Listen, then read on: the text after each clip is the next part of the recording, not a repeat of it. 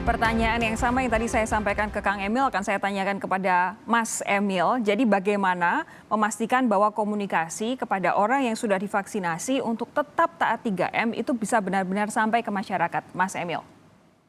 Ya, tadi sudah dijelaskan dengan sangat komprehensif oleh Pak Gubernur Jawa Barat. Pada prinsipnya memang vaksin ini bertujuan untuk melindungi seseorang supaya tidak kemudian terkena dampak yang signifikan. Yang berat Sekarang kan begitu kita ya? mengenal istilah OTG gitu ya. OTG itu istilah yang dipakai untuk orang yang COVID tapi dia nggak kena gejala. Yang kita khawatirkan orang kena COVID tapi kemudian meninggal atau sakit parah gitu.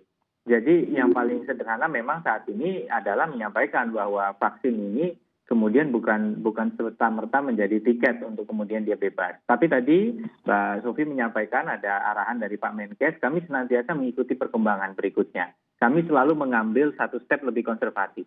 Jadi kami jangan terlalu kemudian agresif dalam menjelaskan ke masyarakat. Justru sebaliknya kami harus tetap menjaga suasana tetap konservatif tapi optimis.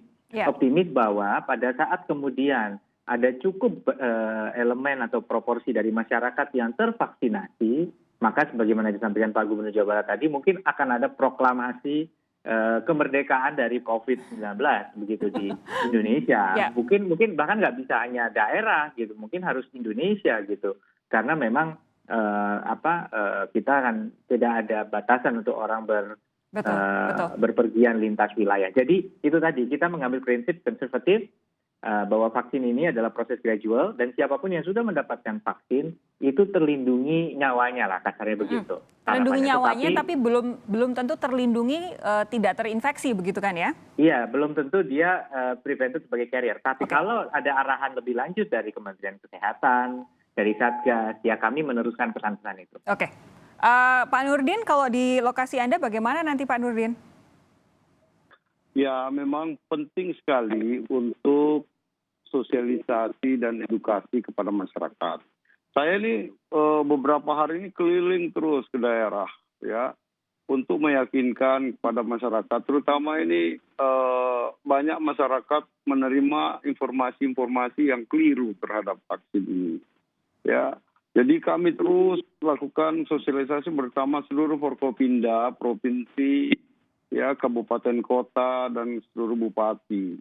Ya, termasuk juga itu masih banyak masyarakat yang pikir sudah vaksin, udah bebas ya.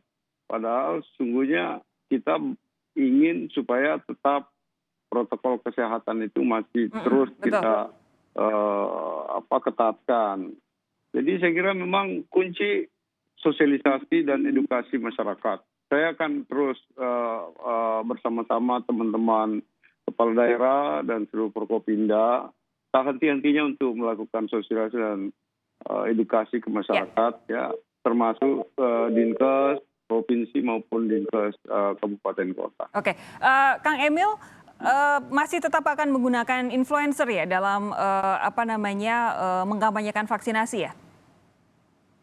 Ya, saya kira saya bukan soal pakai influencer atau tidak. Saya akan menggunakan semua instrumen yang bisa mempengaruhi rasionalitas warga supaya lebih baik dan lebih mendukung kira-kira begitu. Termasuk kita mulai mengkampanyekan salam vaksin. Untung pilkadanya kan sudah lewat, jadi tidak terlalu pengaruh.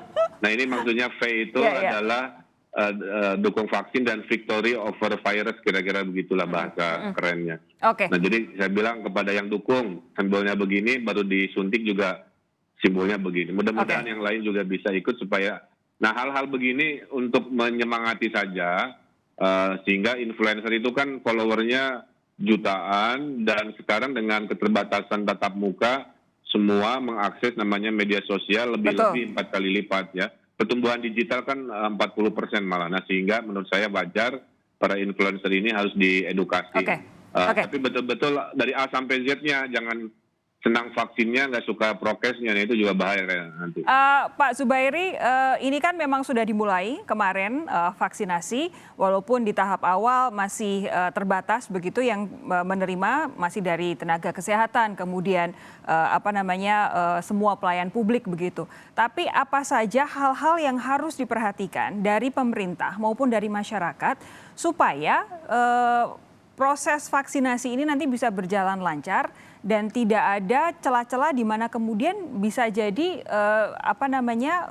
kampanyenya justru diterima secara negatif oleh masyarakat.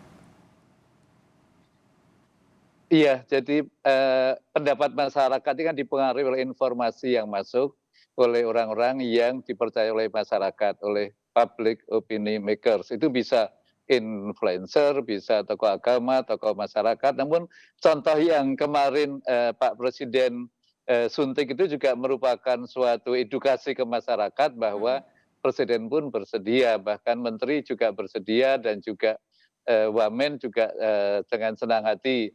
Jadi memang yang disebut komunikasi itu kadang-kadang kita lupa bahwa bukan hanya sekedar kita sudah bicara, masyarakat pasti kemudian paham. Namun yang lebih penting apakah yang kita komunikasikan itu sudah dipahami oleh masyarakat atau belum. Setelah dipahami, kemudian apakah masyarakat sudah berubah ke pendapat yang lebih tepat atau tidak. Jadi memang harus seringkali diulang dan karena itu memang edukasinya harus based on data, jadi harus berbukti ilmiah. Oke, berarti memang betul ya, sampai dengan walaupun sudah nanti vaksinasi secara gradual dilakukan, kalaupun sudah divaksinasi tetap harus taat protokol 3M sampai dengan ada deklarasi bahwa kita memang sudah berhasil mengalahkan COVID-19. Begitu ya Pak Zubairi ya? Iya, sampai kita berhasil mengalahkan, walaupun mengalahkan itu kan target kita eradikasi, namun berdasarkan pengalaman sejarah hanya satu penyakit yang hilang sampai sekarang yaitu variola. Maka yang amat mungkin terjadi setelah setahun 2 tahun adalah menjadi endemis, tidak lagi pandemi namun hanya dari satu daerah ke daerah.